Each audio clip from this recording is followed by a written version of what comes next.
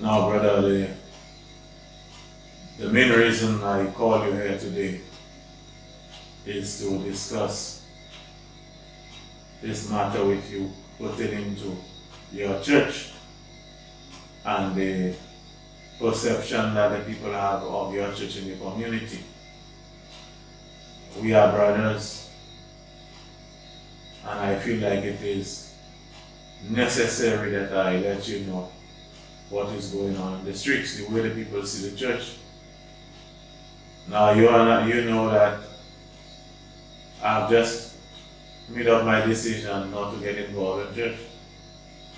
We were raised in the church together, but somehow I just was not feeling a lot of the things that they were talking about in the church. But I believe in God. And I know that one of these days, I'm going to go back to dealing with Him and serving Him the way I'm supposed to. But for now, I'm on the streets. I'm a street guy.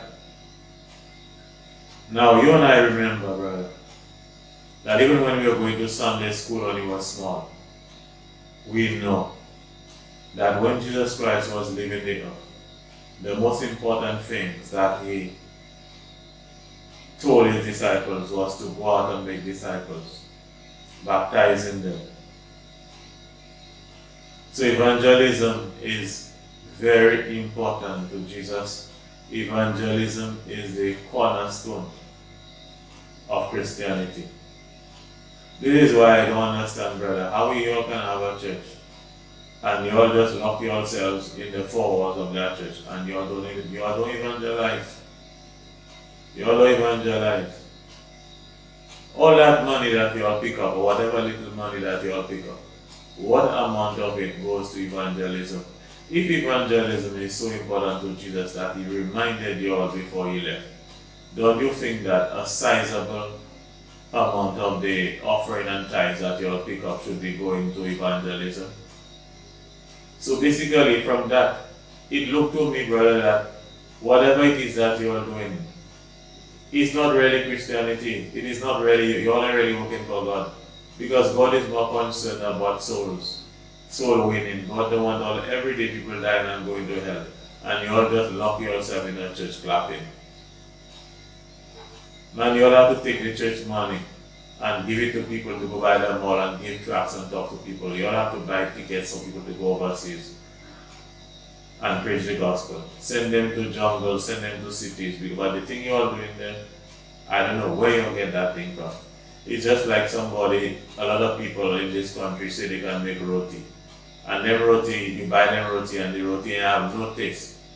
But when you eat a roti in Trinidad or Guyana, that's when you really eat the real authentic roti. But when you come around here and you eat roti, it's not the same thing. That's what I see you all have done to the church.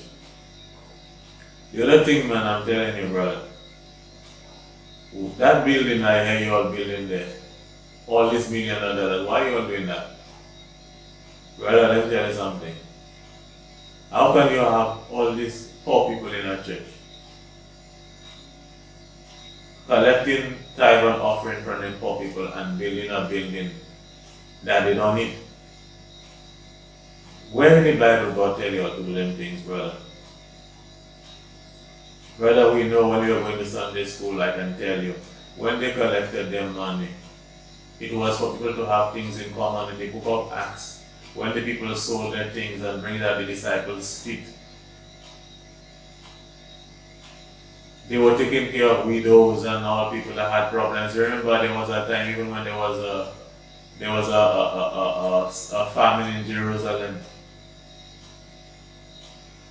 and Paul took money from one church and took it to the church of Jerusalem because they were taking care of the brethren that how they were in crisis. But you all just want to be like them American preachers. You all want to build big buildings and the people are hungry. Do you ever go around and see where the people live? And some of these people, when rain fall, they get wet in their houses. Some of these people that are in your churches, Some of them don't have money to send their children to school sometimes. Some of them cannot eat a proper meal. And you're coming and want to talk about multi-million-dollar building, man. Man, that people in the streets are making a mockery out of you all. And I feel it is necessary that I tell you that as my brother.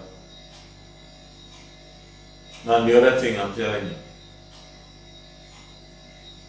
man, you're in the community and your wife is a major problem in that church and even in the community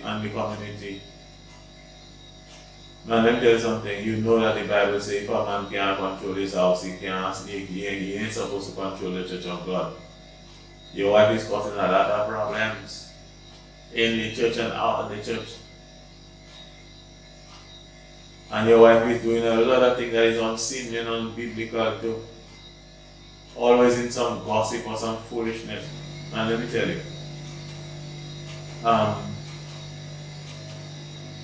Sister Sandra's daughter, that was with Jonah's son or with Jonah's son. All around, these people were having sex. And the woman had no problem with that. From the time her son and Jonah's daughter decided to get married, all of a sudden there is a problem. You know that your wife and the boy's mother went and fast for a whole week just for her son not to get married to the girl. So all along, you all knew that in the church. It was okay for her son to get to have sex with the man's daughter.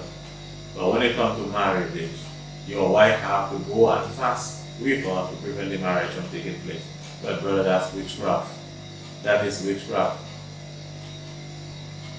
Brother, if you can't control your house, leave that pastoring thing alone because it will make God give you a hard slap.